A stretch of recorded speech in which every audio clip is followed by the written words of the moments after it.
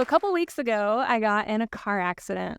I was heading down the freeway southbound on a Friday morning when a truck up ahead of me had a tire blow out, and the tire rolled off the vehicle and smacked into my car at 70 miles per hour. So airbags exploded, and I slowed down and made it to the side of the road and called 911, got out and went about, the business that happens after a car accident. Luckily, there were no life-threatening damages on my poor car. I cannot say the same for. But an interesting thing started to happen. I started jittering. My arms, my hands, as I'm filling out the forms, exchanging insurance, my teeth were chattering. I wasn't cold, but my body was doing this thing that bodies do. And it was jittering out all the adrenaline that had kept focused, pulled off to the side of the road, and safe until I was safe. And then my body had to shake out all those chemicals. This happens in the animal kingdom. Imagine a rabbit fleeing across the savannah, running for its life, and it narrowly escapes, hides from the lion that was chasing it, and it ends up under a bush. And what it does is it rests, and it too jitters. It shakes off all the adrenaline that saved its life, literally shakes it off. Our bodies do this really cool thing where they flood with chemicals, they protect us, they keep us going, and then when we no longer need those chemicals, they shake them off. But what about those smaller events that happen in your day-to-day life where your sense of self-preservation gets pricked? And it's not a big trauma. It's not enough you need to shake it off. But maybe as a kid, sometimes you got smacked. Or maybe your caregivers ignored your emotional needs at times, and so your sense of self-preservation got pricked. But it wasn't big enough to actually have this traumatic reaction. However, imagine that happens dozens of times, or hundreds of times, or thousands of times over months and years and decades. That gets wired into your nervous system. You have a complex trauma, sometimes it's called reaction, that gets stuck in you, and we all carry those reactions around with us. Let me give you an example. How many of you might flinch if your mom reaches too quickly to pull a thread off your sweater? How many of you get a little too personally activated when your boss gives you feedback, or you get less than a perfect score on your work scores? How many of you might react to your wife sometimes the way that you might have as a teenage boy to your mother, despite your best knowledge that they are two separate people? We are not meant to carry these reactions with us forever. I think that our nervous systems get cluttered up with stuff that's affected us throughout our lives, and we have this short time left to build this big, beautiful, creative life. And if we are going through it carrying the muck of all we've been through, it's like wearing cement boots, weighing you down and trying to soar off into your future. So if you would like to have a life where you're more of a creator of your experience and less a victim of circumstance of what's happened to you and what's stuck in your nervous system, I have a little recipe for you. Step 1 is to decide to let it go. Sounds easy. Simple decision, right? Not so easy, because those storylines actually have a little payoff. There is benefit to feeling like it's someone else's fault or that you were done wrong. It's much easier to feel like your boss expects way too much and you're never going to meet their demands. It's much easier to feel like if your wife just didn't use that tone of voice, you'd be fine. Or easier to feel like, here's a good one that we see commonly nowadays. How many people repost or scrolling posts about narcissists and narcissistic abuse, and it ruined my life and they did me wrong, and it's so much easier to go down those rabbit holes than to actually sit down and think, what in me is getting activated by my boss or my wife or the narcissist in my life, and getting really curious about why you actually care so much. Because when you're telling those stories over and over, you're actually keeping yourself small. You are telling a story and reinforcing a narrative where you were powerless, where someone did you wrong, where you didn't have the autonomy or make the right decision, and you're keeping your nervous system stuck there. You're actually keeping your nervous system active. And we are all well-meaning in venting and finding people to bond with who've had similar experiences. I get it. We think that we're healing. We think that we're sloughing it off. But do you see how we can very much be keeping it alive long after we need that in our system to protect us anymore? So if you want to decide to be a creator, to soar without those cement boots. You really make a decision to let it go. You decide to not keep those storylines about how it's someone else's fault alive and really look at yourself. And then we get to step 2, which is to actually let it go. Sounds so easy, right? We hear this everywhere. No attachment to outcomes. Just, be present, be in the moment, just let these things go. But there's a step that we don't talk about nearly enough, which is this. In order to truly let something go, you first have to feel it all the way. Feel it to its resolution. Feel it in a very vulnerable way, which is actually the opposite of the message that sometimes creeps into this spiritual conscious space. Because we often hear those toxic positivities, no bad vibes, I won't be around bad, low vibe people, low vibe feelings. But what we're actually doing is we're keeping that trauma loop stuck by not releasing and feeling and sloughing off what it is that might be stuck in us. So we have to paradoxically make it worse sometimes and get really vulnerable and feel it a lot to let it go. And that's actually the opposite. Recent generations, I don't know when, I'm sure this is fascinating to some of you, but I feel like recent generations have this idea that it's not okay to feel bad. That something is really wrong if you feel that low and awful. And we go to great lengths to avoid feeling bad. We numb and we scroll and blame others and do all those things. But really, I'm telling you that paradoxically, you wade into it feeling really awful sometimes to be able to let it go. Because life hurts. And people hurt us sometimes. And sometimes they hurt us purposely. But more often, they hurt us inadvertently. And what's interesting is we hurt ourselves even more by keeping these storylines alive, by prolonging our own suffering and increasing what's happening to us, by keeping our nervous system stuck and carrying around this baggage that we don't need to be carrying anymore. That's why the night of that car accident I told you about, I did an interesting thing, and I went and laid down on my bed where I felt safe, wrapped up in blankets, and I watched the car accident again. I watched it. I replayed it. I pictured that tire smacking into me, the airbags exploding. I let my hands shake and my stomach feel awful and my heart patter and tears come out of my eyes. And I even went a step further and pictured, what if it had been head on? What if my car had flipped? And I let myself and my nervous system feel everything it needed to feel about that situation so that I could resolve the trauma loop and let it go.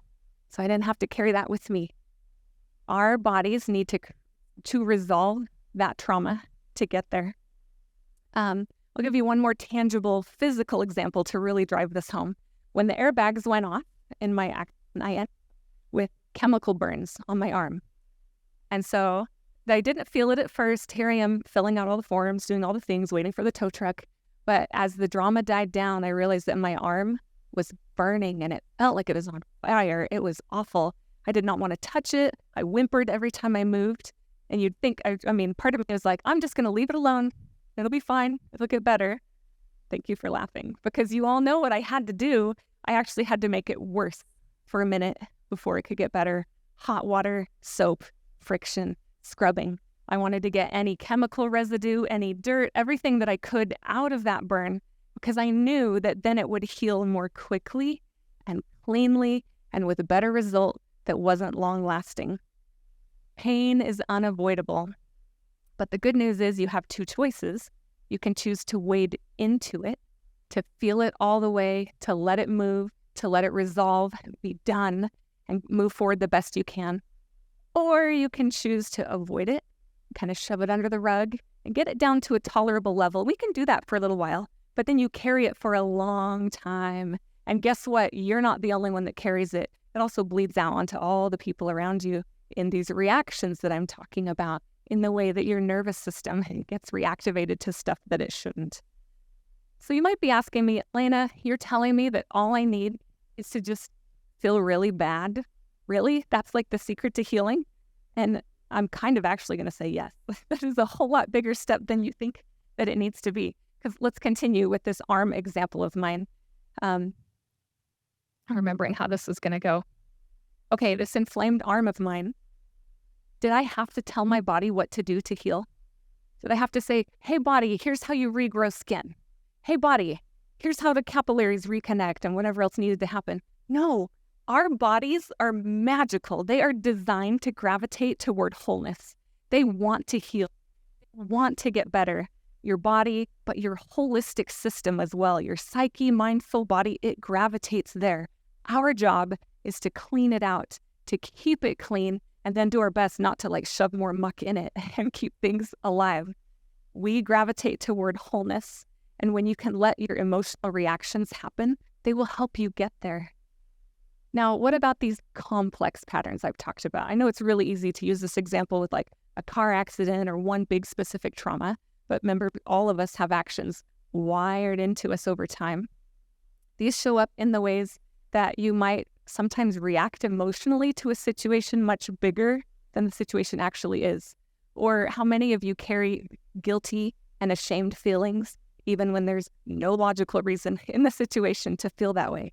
That's another example of these complex trauma reactions that go wired into us. And the good news is that it's the same pattern that I'm describing that helps relieve it. You need to feel it all the way, to feel into it, to let your nervous system resolve that trauma and release it so that you can do something different and move forward with a clean slate. Now, I am going to be bold and as a therapist tell you that traditional therapy is unlikely to get your nervous system the resolution that it needs to let go of these kinds of traumas, because they're not just thoughts, they're wired into your body. They are images, they are sensations, they are emotions, they're gut feelings. It's so much more than just things you can talk about. Remember, venting actually sometimes keeps it alive. And so the good news is there are so many options available to you. We have traditional, I should not say traditional, but evidence-based clinical therapy models. You guys have heard of EMDR. My favorite is accelerated resolution therapy. There's also things in the coaching space, rapid rewire method, but then there's breath work, somatic work, ecstatic dance, plant medicine ceremonies. You can go to a smash room and get all your anger out, or you can just lock yourself in your closet and have a tantrum like a 2-year-old. I see nodding heads. This is great. Moving that emotion, rolling around, thrashing out the things you maybe were not safe to do as a child or a teenager or a young adult.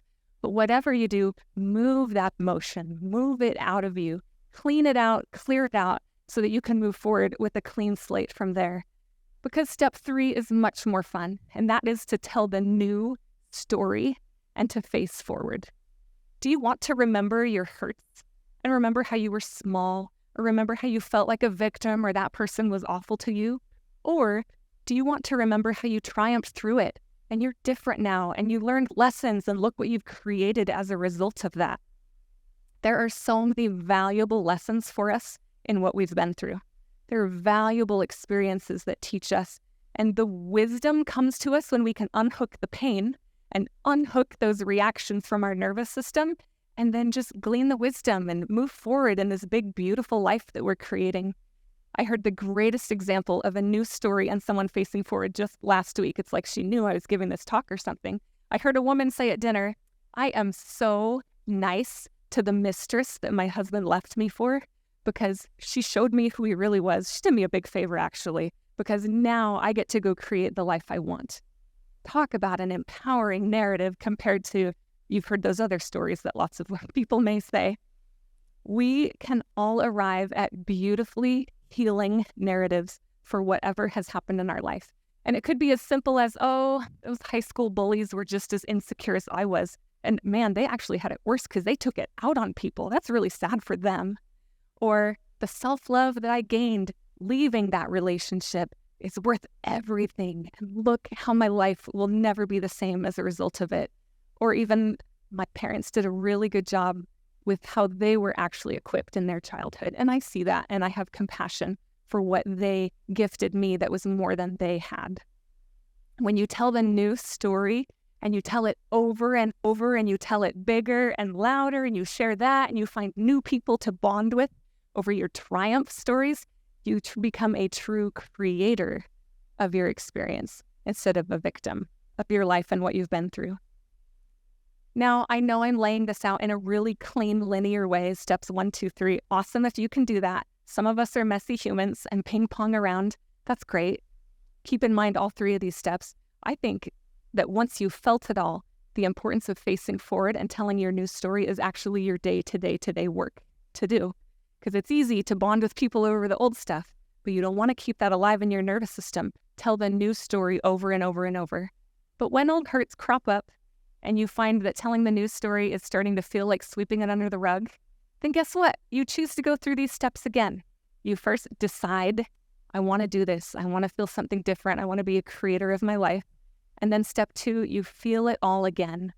What's really cool, though, is now you're feeling it as a creator and not a victim, because you're saying, I'm going to journal about this. I'm going to set aside an hour. I'm going to vent to this friend. I'm going to be really mad today. And tomorrow when I wake up, I'm going to have let it go and move forward. Do whatever you need to do to feel it and then get back to facing forward. There is so much joy in the creation of your life and the moving forward. So I encourage all of us to do the paradoxical thing and feel things fully so that we can go back to creating a life that we love. Thank you.